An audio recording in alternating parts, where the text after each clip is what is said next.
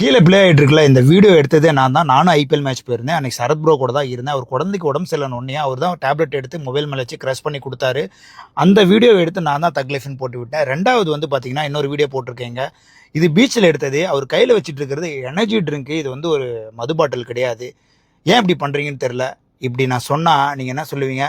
எப்படி முட்டு கொடுக்குறான் பாருன்னு தானே சொல்கிறீங்க. அதே தான் நான் உங்களை பார்த்து கேட்குறேன். உங்களுக்கு எப்படி வீடியோ பார்த்தோன்னே அது ட்ரக்ஸ்ன்னு எப்படி தெரியும்? வீடியோ பார்த்தோன்னே அது கையில் வச்சிருக்கிறது எப்படி மது பாட்டில்னு தெரியும்? நீங்கள் யாருக்கு முட்டு கொடுக்குறீங்க? எங்களுக்கு புரியலையே அப்படின்னு நீங்கள் நினைப்பீங்க. எங்களுக்கு எல்லாம் பக்காவாக புரிஞ்சிருச்சு. ரைட்டா? விஜய் அண்ணா ஊழல் பட்டியலில் தொட்டுட்டார்.